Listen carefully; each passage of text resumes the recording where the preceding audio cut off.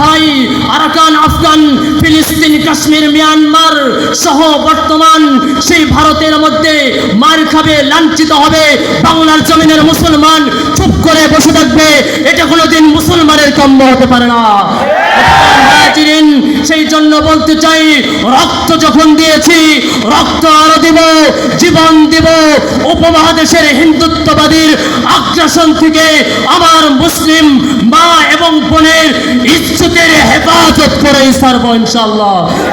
মাগরিব থেকে নিয়ে মাশরিক পর্যন্ত, জুনুব থেকে নিয়ে শিমাল পর্যন্ত আমরা যেদিকে এখন লক্ষ্য করছি সেখানেই দেখতে পাচ্ছি মুসলিম জাতি নির্যাতিত, নিপীড়িত, লাঞ্ছিত আর অপমানিত আর পদদস্ত। কথা বলেন ঠিক কিনা? মুহতারাম হাজিরিন, বর্তমান সময়ে আমার পার্শ্ববর্তী দেশ সেই ভারতের দিকে যদি আমরা লক্ষ্য করি সেখানে দেখতে পাই গুজরাটের কসাই নরেন্দ্র মোদী আমার মুসলিম ভাই এবং বোনের উপর যেই পরিমাণ নির্যাতন এবং অত্যাচার চালাচ্ছে, এটা সেই জাহিলিয়াতের যুগকেও বর্তমান হার মানায়।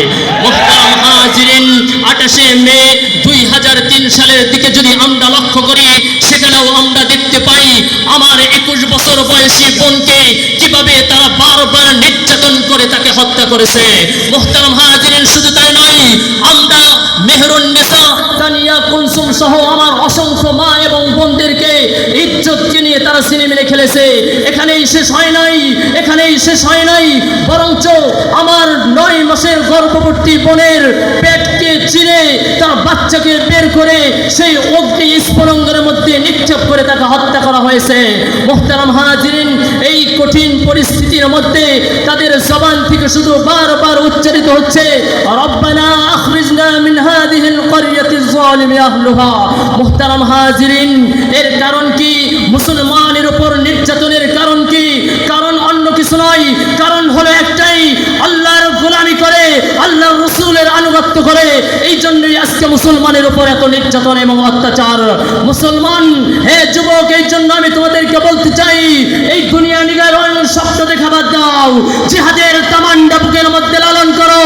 আল্লাহ রাসূল সাল্লাল্লাহু আলাইহি ওয়াসাল্লাম বলেছেন, আল মুমিনুনা কারাজুলিন ওয়াহিদিন ইন ইশতাকা আইনুহু ইশতাকা কুল্লু, ইন ইশতাকা রাসুহু ইশতাকা কুল্লু। মুসলমান হলো একজন ব্যক্তির নেই, যেরকম ভাবে একজন ব্যক্তির চোখের মধ্যে আঘাত লাগলে গোটা শরীরের মধ্যে আঘাত সৃষ্টি হয়, যেরকম ভাবে মাথার মধ্যে আঘাত লাগলে গোটা শরীর ব্যথায় জর্জরিত হয়ে যায়, ঠিক তদ্রুপ ভাবে আমার মুসলমান ভাই আরাকান, আফগান, ফিলিস্তিন, কাশ্মীর, মিয়ানমার সহ বর্তমান সেই ভারতের মধ্যে মার খাবে, লাঞ্ছিত হবে, বাংলার জমিনের মুসলমান চুপ করে বসে থাকবে, এটা কোনোদিন মুসলমানের কাম্য হতে পারে না। সেই জন্য বলতে চাই, রক্ত যখন দিয়েছি রক্ত আরো দিব, জীবন দিব। উপমহাদেশের হিন্দুত্ববাদীর আগ্রাসন থেকে আমার মুসলিম মা এবং বোনের ইজ্জতের হেফাজত করে ছাড়বো ইনশাআল্লাহ। মুহতারাম হাজিরিন, এই উপমহাদেশের হিন্দুত্ববাদীর আস্ফালন থেকে মুক্তির একটাই কারণ, একটাই পরিত্রাণ। 1 নাম্বার, কয়েকটি আমাদের কাজ করতে হবে। এর মধ্যে 1 নাম্বার হলো রাতের বেলায় তাহাজ্জুদে চোখের পানি ছেড়ে আল্লাহকে ডাকতে হবে। নাম্বার 2 নাম্বার হলো সেই খালিদ বিন ওয়ালিদ এবং ওমর রাদিয়াল্লাহু তাআলা আনহুর সেই নাঙ্গা তরবারি আবার কোষমুক্ত করতে হবে। নাম্বার 3, আমাদের প্রত্যেকটি গণ আন্দোলনকে গণ বিপ্লবে পরিণত করতে হবে।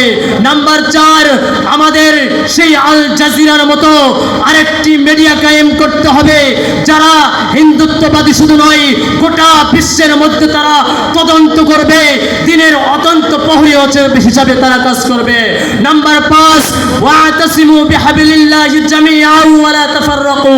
এই আয়াতের বিস্তার হয়ে শুধু বাংলাদেশ নয়, গোটা বিশ্বের যত রাষ্ট্র রয়েছে, ইসলামী রাষ্ট্র, সকল রাষ্ট্রের সাথে কূটনৈতিক সম্পর্ক আমাদের কায়েম করতে হবে। তাহলে শুধু বাংলাদেশ নয়, গোটা হিন্দুত্বর জমিন থেকে বামপন্থী, ডানপন্থী, ইসলাম বিরোধী সকল অগ্রশক্তির কবর রচনা হবে, মুসলমানের বিজয় হবেই হবে ইনশাআল্লাহ। মুহতারাম হাজিরিন, পরিশেষে আমি কবির ভাষায় বলতে চাই, দ্রিম বাজে ঘনতুন্দ বিতামামা, হাকে বীর দেগাশির নেহি দেগা আমামা। পলায়ন সে তো ঘিন্ন বীরতা, অগ্রসর মান, পালাবি কোথায় মৃত্যু থেকে নেই কো পরিত্রাণ। কথা বলেন ঠিক কিনা? নাসরুম মিনাল্লাহি ওয়া ফাতহুন করিব ওয়া বাশশিরিল মুমিনিন। আসসালামু আলাইকুম ওয়া রাহমাতুল্লাহ।